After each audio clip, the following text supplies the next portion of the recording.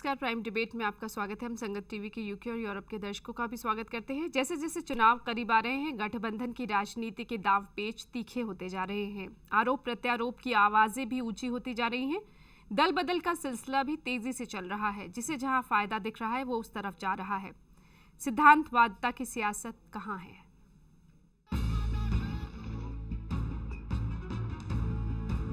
दो 2014 के चुनाव का वक्त जैसे जैसे नजदीक आता जा रहा है, सभी राजनीतिक दलों की तैयारियां तेज होती जा रही हैं।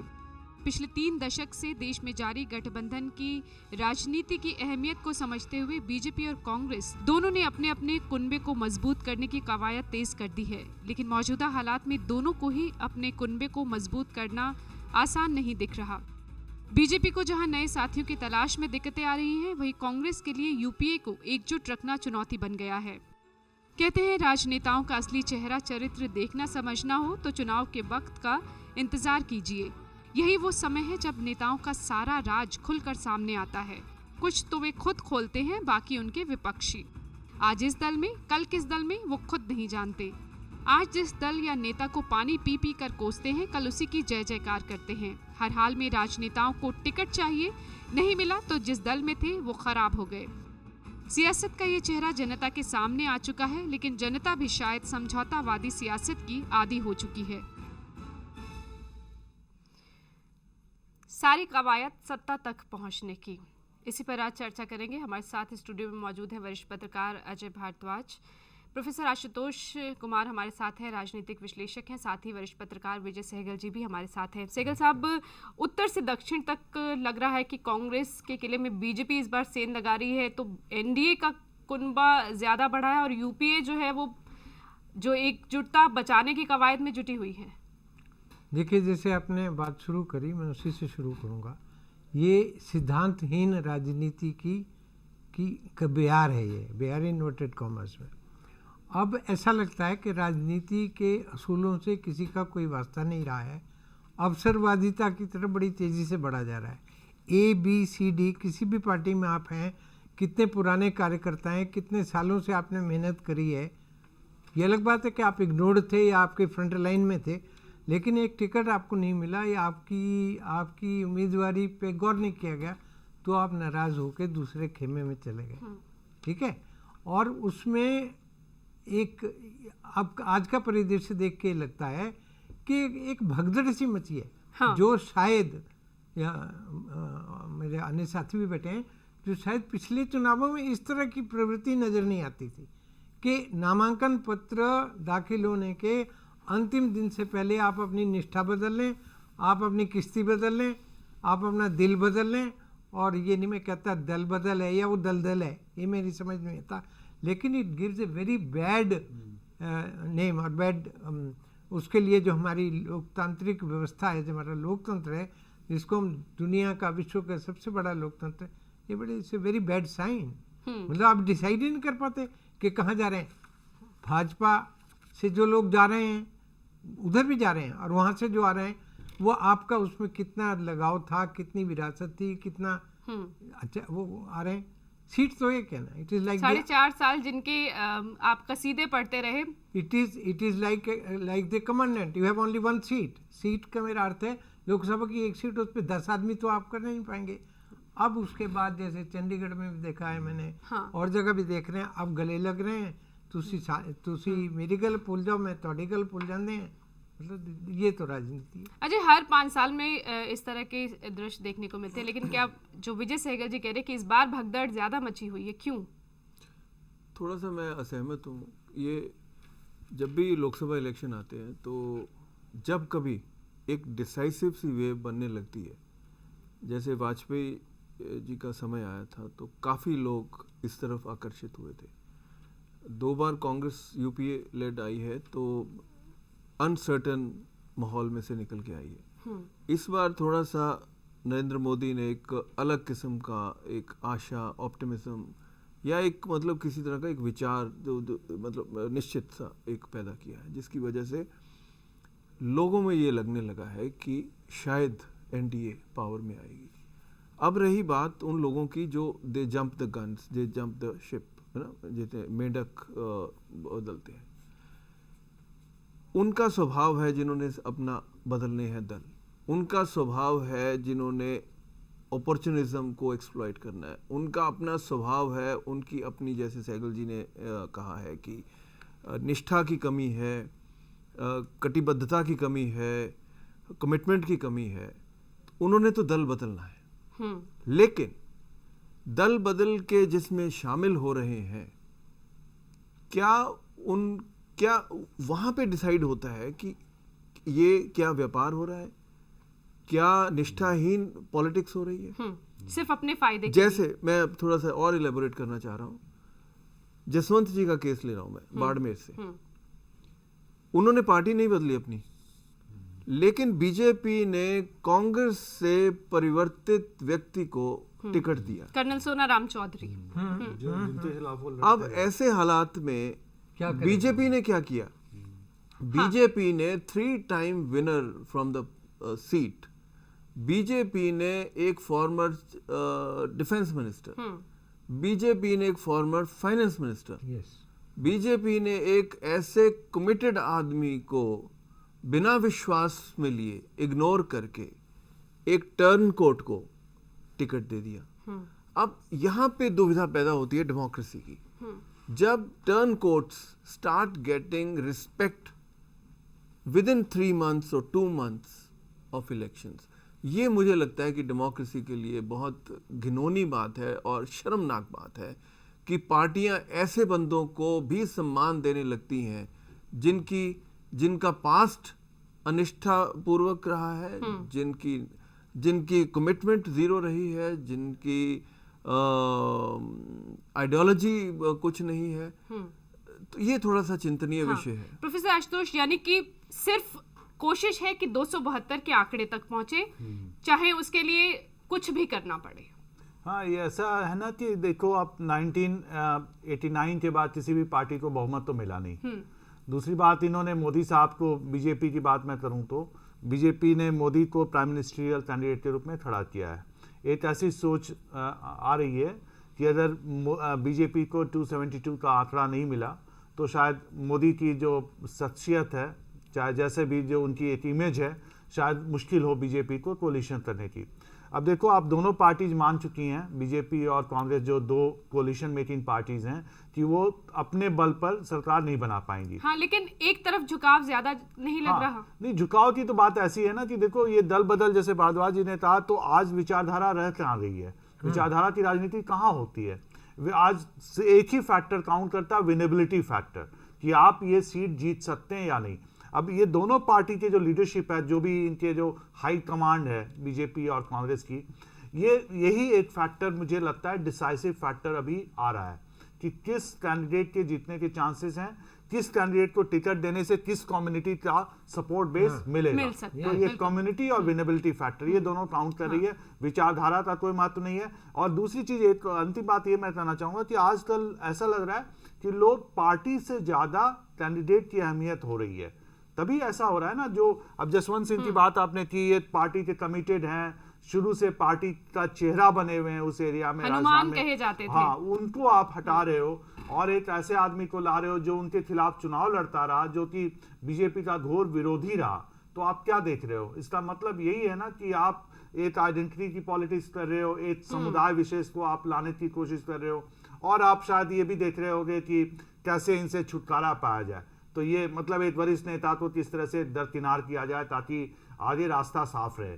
तो ये सारी चीजें जो व्यक्तिवाद और एक प्रैग्मेटिज्म भी नहीं कहो आप, एक तरह से अपॉर्चुनिज्म, ये बिल्कुल कर रही है। सहगल साहब, एक तरफ तो दल कह रहे हैं ठीक है, हम ले लेते हैं कि यहाँ इस पर अगर दाम लगाते हैं तो हमारे एक सीट, और किसी भी सीट को खोना नहीं चाहते, सबसे जो जरूरी चीज बन गई है। दूसरी तरफ है नेता जो कहते हैं कि जिस तरफ लहर चल रही है उस तरफ चला जाए। निष्ठा कहीं भी नहीं दिख रही, ना दल में ना राजनेताओं में। तो इस वक्त क्या आपको लग रहा है, समीकरण क्या बनते दिखाई दे रहे कि एक तरफ क्या ये लहर है जो लोग एक के बाद एक रातों रात शामिल होते हैं, दूसरे दिन उन्हें टिकट मिल जाती है? इसको मैं स्पष्ट करने के लिए एक चीज और जोड़ देना चाहता हूँ। बड़ी अच्छी इन्होंने विश्लेषण दिया है। परिवारवाद, खानदानियत मतलब वो तो इस हद तक चल पड़ी है, बातें हम बहुत करते हैं, नए चेहरे लेके आएंगे, दादा से लेके पोते तक, पत्नियों तक, मतलब ये इस विरासत को इन चुनावों में भी आपको लंबी लिस्ट मिल जाएगी। जिस तरह क्षमा करें, जिस तरह कारोबार में है, मैं कोई नाम नहीं लेता, लाइक बहुत बड़ी मशहूर फर्म है गेंडामल एंड सन्स, मेरा उनके प्रति मैं असमान से नहीं, परिवारवाद है।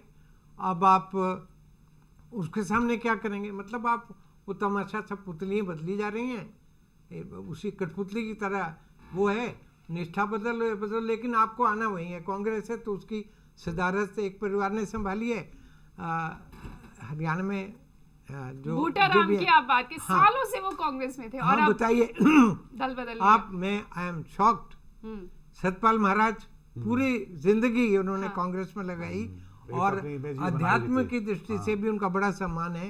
अचानक आप बदल गए और अचानक वो बदले जा रहे हैं, वस्त्र बदले जा रहे हैं, पत्रकार, हाँ, वरिष्ठ तो एमजे अकबर शामिल हो गए बीजेपी में, एनके सिंह आ गए हैं, तो क्या are you sure ideological position नहीं उसके, हाँ जो आर यू श्योर हाँ कि ये जो हवा चल रही है, जो कोई साइलेंट स्टॉर्म की कोई वो है, वी आर नॉट श्योर कि ऐसा होगा भी होगा।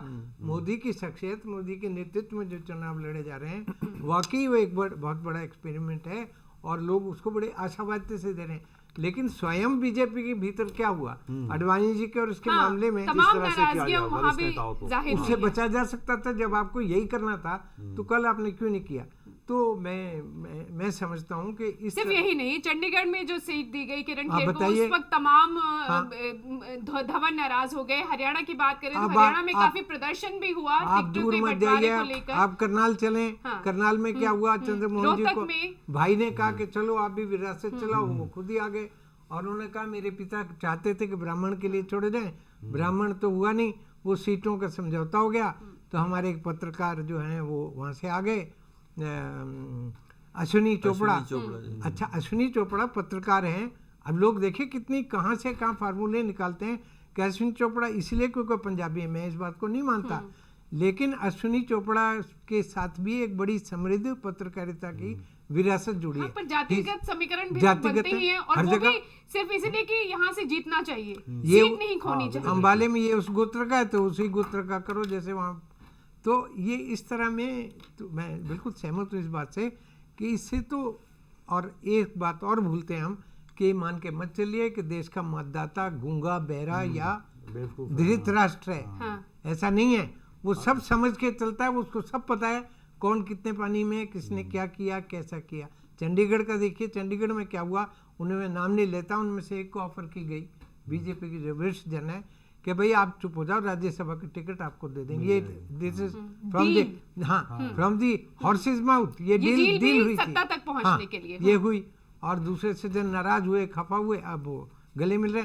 लेकिन अल्टीमेटली तो जब when you have to go to the poll, जब आपको जनता के सामने जाना है तो आपको ये प्रदर्शित करना पड़ेगा कि हम अंदर भीतरगात होगी हर जगह। क्या जनता याद रखती है कि किसने क्या किया, कौन कब तक कहाँ था, किसकी तारीफों के पुल बांध रहा था और अब कहाँ आ गया है? क्या वोट देते वक्त वो ये सोचती है? नहीं, वो सोचती जरूर है, लेकिन अभी भी हम इतनी सोच की दृष्टि से इतने खुले हरियाणा की बात करें, अभी भी बिरादरीवाद, जातिवाद ये थोड़ा प्रभावित करता है। लेकिन लोग भूलते नहीं।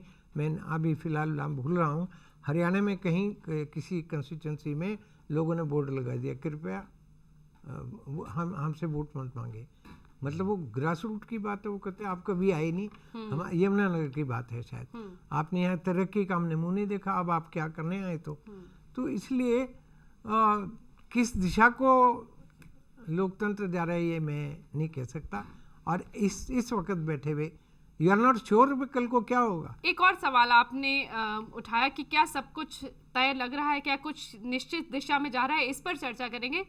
अजय, जो सहगल साहब सवाल उठा रहे थे, क्या कुछ तय लग रहा है, क्या किसी एक दिशा में जाता हुआ दिखाई दे रहा है?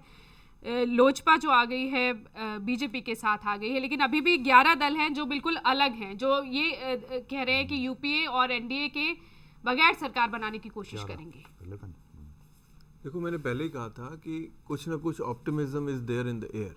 जिसकी वजह से सब लोग उस पार्टी के प्रति आकर्षित होते हैं।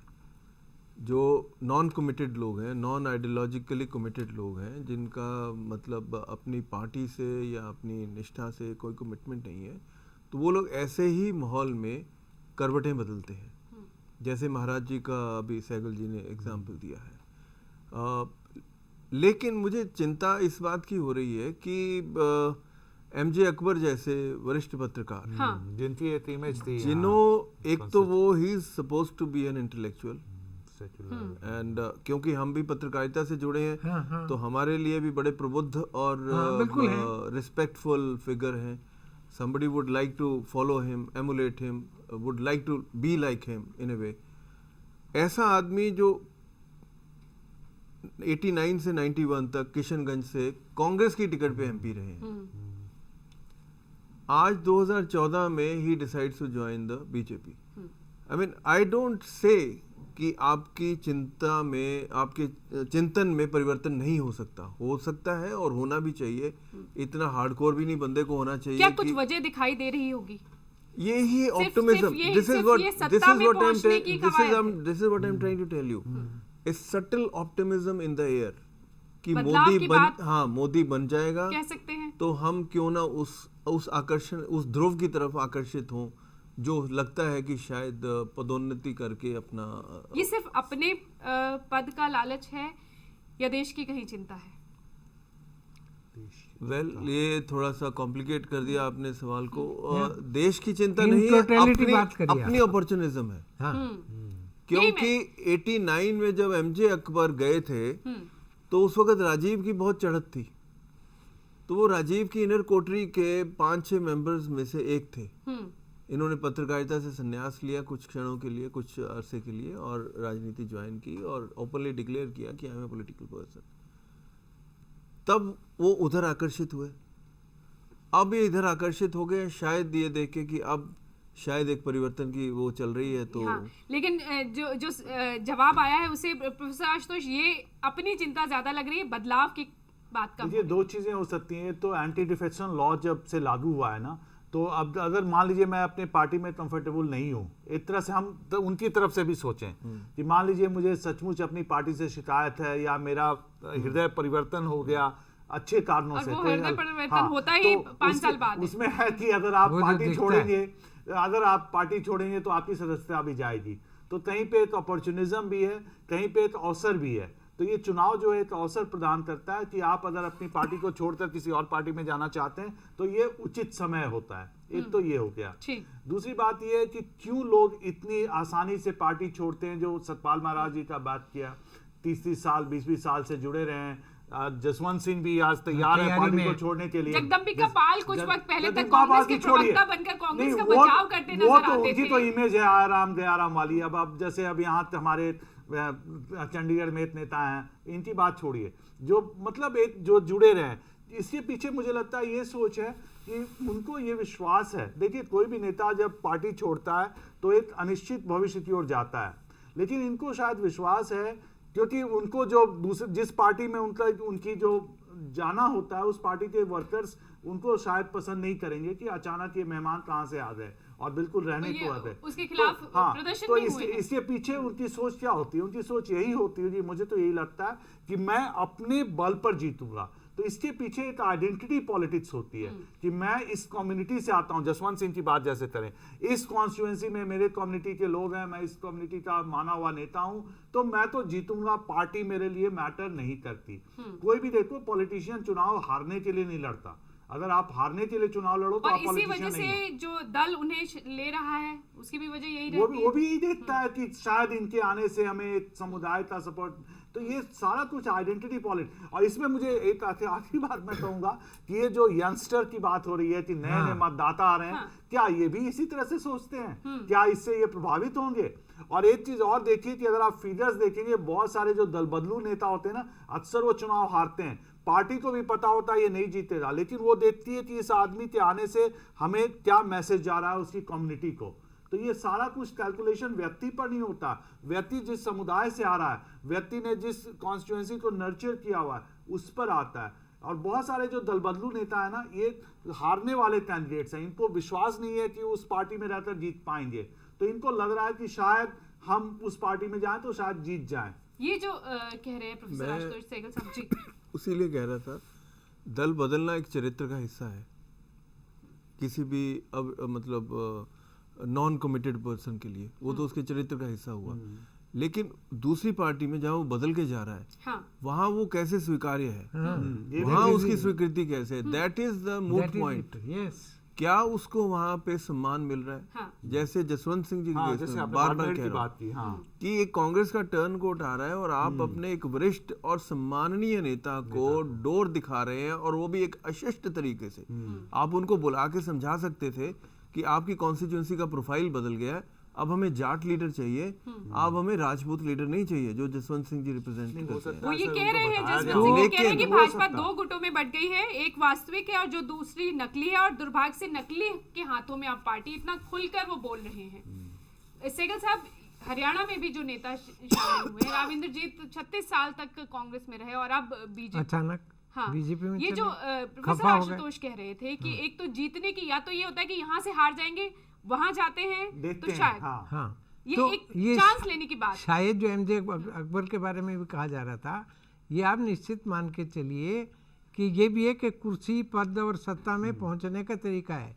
एक इसके साथ साथ, हाँ, सॉरी सहगल साहब, एक इसके साथ साथ कुंठा का भी एक हाँ, रहता है, जैसे इंद्रजीत जी के एग्जाम्पल आया, दुखी हैं। उनको परेशानी आपने मुझे रही पूछा कि ही मैंने नहीं। इतनी हाँ, कमिटमेंट से दुखी पार्टी हैं। में काम किया है, लेकिन मुझे उतनी रिस्पेक्ट नहीं मिली है। तवज्जो नहीं मिलती अगर। तो जब उस दीपा कारण पाल से ऐसे ही भी, बताया था उस ना, कारण से भी वो दैट इज वो अनदर तो फैक्टर। घर के बुजुर्ग की तरह अगर उसको पूछा नहीं गया तो कई बार वैराग्य की अच्छा, तरह लेकिन लेकिन जो ये एक सवाल अच्छा ये भी है समय कि होता है। दूसरे दल में जाते तो क्या वहां स्वीकारा जाता है पूरी तरह से, ये भी तो वहां भी तो अनिश्चितता है। ये जो बात कह रहे थे भारद्वाज को, मैं थोड़ा शब्द बदल देता हूँ, कहते हैं ना वो सम्मान मिलता है, वो तो ये समझते सम्मान आ गया इधर, अब वो ऐसा सम्मान जो शायद थोड़ी सी कुछ तो फायदा जाती करेगा, है और हाँ। उसकी, और दूसरी हमारी संस्कृति, हमारी ये जिस तरह की राजनीति है वो सूरजमुखी संस्कृति है। सूरज तो अभी उदय नहीं हुआ ऐसा लग रहा है, है। लेकिन क्या पता कहाँ, क्योंकि जब सूर्य होगा तो पूरे सूरजमुखी के फूल उधर प्रदर्शित होते हैं। आपकी जो निष्ठाएं, आपकी जो ये सूरजमुखी की जगह कमल भी कह सकते हाँ, हैं। कुछ मतलब है ना, कमलमुखी। कमलमुखी भी नहीं, टेक्निकली सूरजमुखी की तरफ लोग बोलते हैं। चलो थोड़ा ईडीएम को बदल देते हैं। सूरज से मेरा अर्थ कमलमुखी, जोड़ नहीं नहीं आपकी बात ठीक है, सूरजमुखी का कमलमुखी। जो, हाँ, ये जो शब्द थोड़ा फूल बदलने की बात है।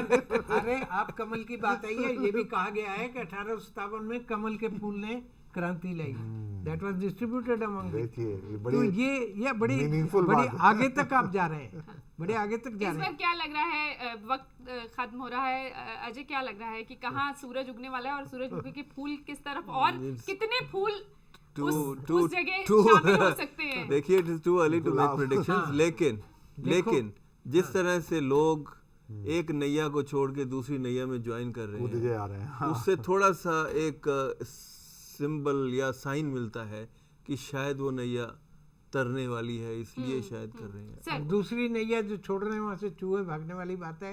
और एक मिसरा है, ना इधर के रहे ना उधर के रहे, ना आशिक के वो क्या हाँ, हुआ? ज्यादातर आप देखिए जो पार्टी नजर छोड़ते के हैं ना ना उनका नजर के भविष्य रहे। अंधकार में रहता है। ज्यादातर लोग जो पार्टी ना छोड़ के खुदा जाते ही हैं, मिला ना विसाले। विसाले सर। विशाले से नाम, हाँ, जैसे आप कल्याण सिंह देखिए, जो उन्होंने पार्टी छोड़ी है ना, उनका भविष्य तो अंधकार में ही होता है लेकिन ज्यादातर। इससे क्या कुछ सीख, कुछ सबक लिया है नहीं, ये तो जो अब हो रहा है? क्या सबक आपको यही लगता है कि इससे कुछ कल्याण सबक सिंह लिया वापस गया? घर में आ गए। हाँ, वापस आ रहे हैं। बिल्कुल। लेकिन अब वो बात नहीं है ना, वो तो और वैसे कल्याण हाँ। सिंह छोड़ के तो गए थे, लेकिन उन्होंने कोई दूसरा दल नहीं ज्वाइन किया था। ही remained- पार्टी देखिए बनाई थी, अब पार्टी इंतजार बनाई करें, थी, let us बनाई see थी, पार्टी बनाई कि थी। सूर्योदय कैसे किस होता है, तरफ कहाँ होता है होता और है, कितने और सूरजमुखी उसकी- यहाँ उसकी- जुड़ते हैं। और उसकी हाँ। सुनहरी धूप कहाँ नहीं, कहाँ- भारद्वाज जी ने बिल्कुल कहा, अभी चुनावी परिणाम आने हैं, हाँ। मतदाता को अभी फैसला तो बहुत करना समय है। है, अभी तो ये बहुत तो कुछ अभी होगा। हम लोग यहाँ बैठ के स्टूडियो में और अखबारों नहीं, it में is और too early, too हाँ, early. it's too early। अभी आप देखते नहीं, आइए, पहलू चमत्कार तो हो है ही सकता है। बहुत बार चमत्कार हुआ है, 2004 में हुआ। आपको पता ही नहीं ये क्या कुछ हुआ? पता नहीं क्या हुआ। वाजपेयी जी रहे, वाजपेयी जी को भी नहीं था, वाजपेयी जैसे समर्थ नेता उन्होंने चुनाव पहले बुला लिया था। गजब के नेता। यानी कि इस बार भी लग रहा है किसी चमत्कार की उम्मीद लग नहीं, रही मैं है। ये नहीं कह रहा, मैं कह रहा हूँ कि कुछ भी हो सकता है चुनाव में, और खासकर ये दल बदलू नेता, मेरी बात याद रखना, अधिकांश इसमें हारेंगे, अधिकांश हारे हुए नेता हैं लोग और इनको हारेंगे भी। जानते हैं, अच्छी हाँ, तरह लोग जानते इनको हैं। जानते हैं।